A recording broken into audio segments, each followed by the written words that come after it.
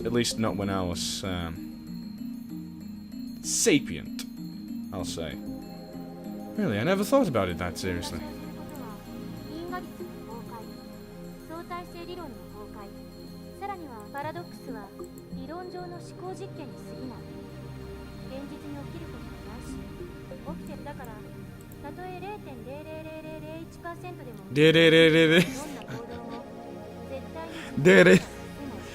So, I assume 0 is something like that. I don't know, I should learn. Yeah, this sounds quite logical. I've been sitting here for like half an hour. Loopholes interpretation, something. Dot. Gah! I grind my teeth. I can't grind my teeth, I really can't. I've got like, I don't know, pointy bits on my molars so they're not flat. Like, how do people do... How do you grind teeth?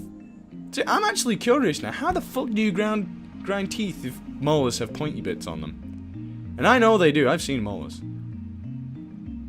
I've seen my molars. When I see Makise Kurisu looking at me with a composed expression, she's a ghost. She's not even on stage. Holy shit. I avert my eyes. I am so embarrassed. Looks like I have no choice but to concede. Makise Kurisu is truly a genius. I ended up listening to all of Kurisu's lecture at the ATF. This is so different to the anime. After the 2 time travel theories she introduced at the beginning, she explained all the others in an easy to understand manner. She was a little awkward at first, but she gradually got used to it. By the end, it was an impressive lecture. So impressive that you wouldn't think it was an 18-year-old's first time. So be gentle. She did well to respond to my malicious questions with sarcasm. She got guts, kid. And I'm going to rip him out. Wait, why am I praising her? Leaving that aside, I saw Makise Kurisu dead. In my brain. And yet she's still alive. There's a contradiction in my memories. And not just about Kurisu. My conversation with Daru and Mayuri didn't mesh either. And things contrary to my memory are happening in reality. Everything would be solved if I just told myself that what I saw was a dream, an illusion. It could never happen. But never say never. Never say never! Fuck that. No, fuck that. And with that said... Oh, is that a wolf or a dog or a fox statue? Going by I'm in Japan, I'm gonna say fox. After parting with Daru at ATF, I decided to come here. Yanabash... No, I'm done. No, fuck it. I'm done. Yanabayashi. Yeah, actually, I'm gonna go with that. Yanabayashi Shrine. Oh shit, I think I got that, bitch. To get exorcised. I seriously doubt that the Makise Kurisu ATF was a ghost. Regardless, it's natural to want an exorcism after seeing what? After seeing that. I'm Japanese. It's in our blood. Yanabayashi Shrine can be found by entering the first side road after crossing Manasai-bashi's bridge. Right by the river that flows underneath the Girder Bridge. That's a very small shrine that doesn't fit with the surroundings. Multi-tenant, blah blah, buildings. Kanda Myojin is the more famous shrine in Akihabara, but I deliberately choose this one. The shrine grounds are so narrow, there's not enough room to swing a cat. Regardless, I can hear the cries of the cicadas from a few trees growing here. Hello, it's me, Ocarine! Surprise! In front of the main building were 2 girls. One of them is Mayuri. The other, a docile-looking girl in Miko garb. It's not a girl. It's not a girl. The funny thing is, it really isn't a girl. Girl might be a little misleading, but yep. This is Urishibara Ruka, the chief priest's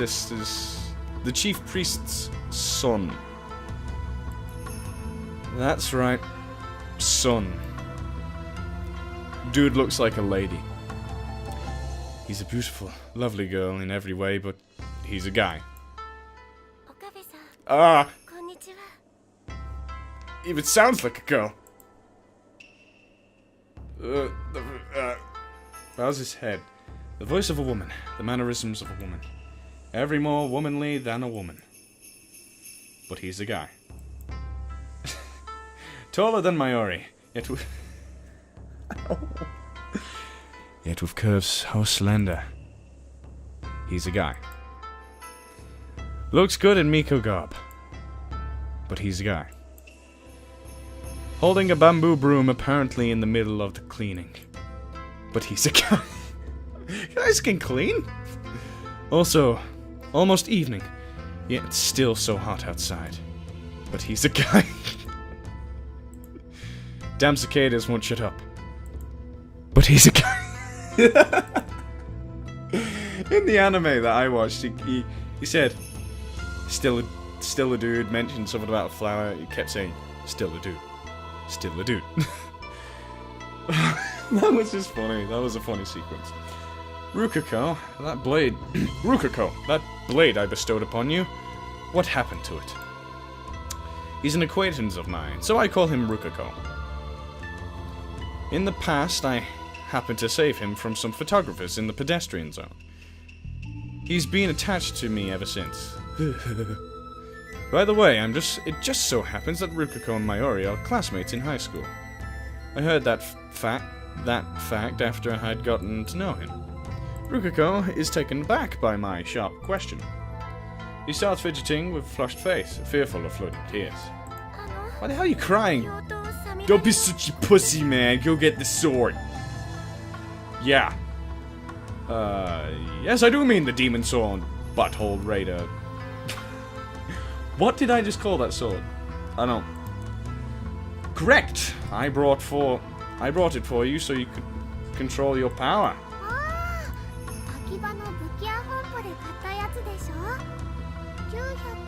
980 yen.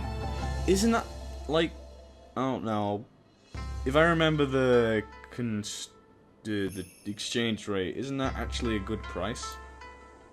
Mayuri, say any more and they will erase you. Say no more about the subject.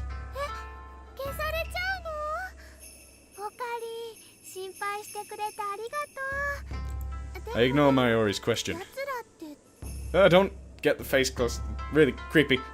So, Rukako, are you making sure that you use the demon sword Samidare? Samidare. Like I told you?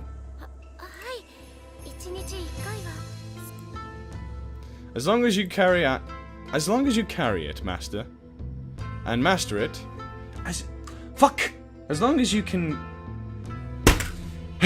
as long as you carry it and master the clear heart demon slayer style, you can prevent the evil flames burning from within. Demon sword Samidare. Samidare?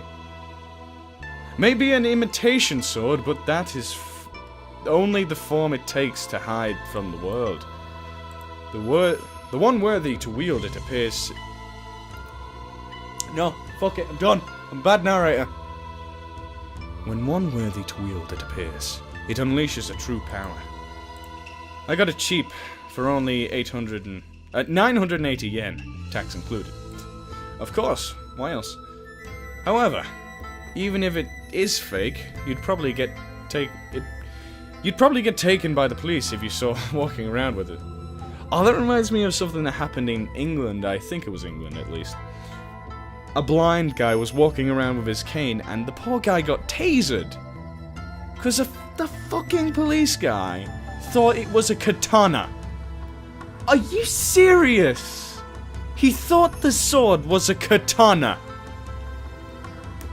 At least, I think he said it. Oh, I thought it was one of...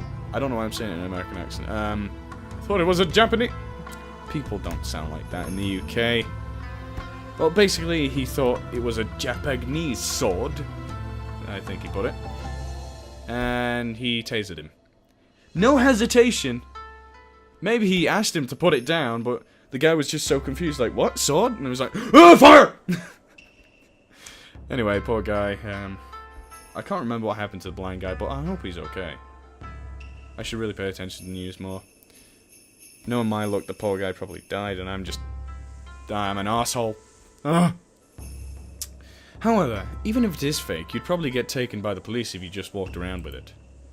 That's why I always say to Ruka, do not walk around town with it. Thank you, Okabe. A wonderful present. I know! Never gonna have to get you a Christmas present again. I am not Okabe. Okarin. Kyoma-san, yes, definitely. As long as you understand. Now, the password. It's actually Elsai Kongru. Yeah, I remembered it. What? Oh. There you go. Ruka smiles happily as I nod. You're welcome. I don't know what I'm saying. Such a fascinating loveliness. But he's a guy. I love that.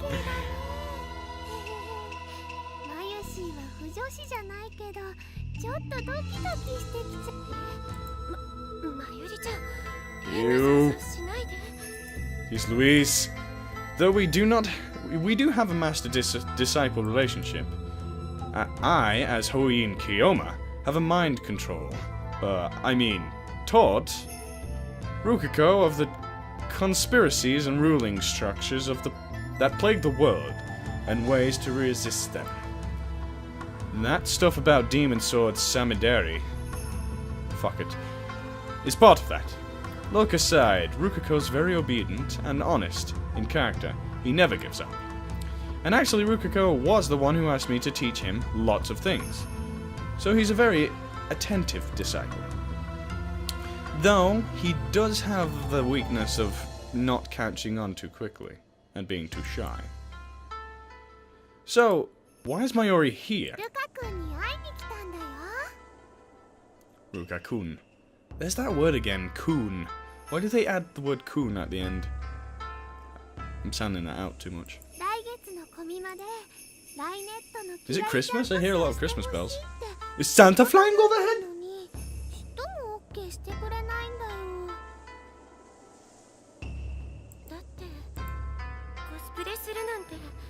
Cosplaying. Now, I would love to cosplay as the Dovahkiin. That would be awesome. I think I could fit it. You know, got the hair, the jackedness. Why am I even talking about this?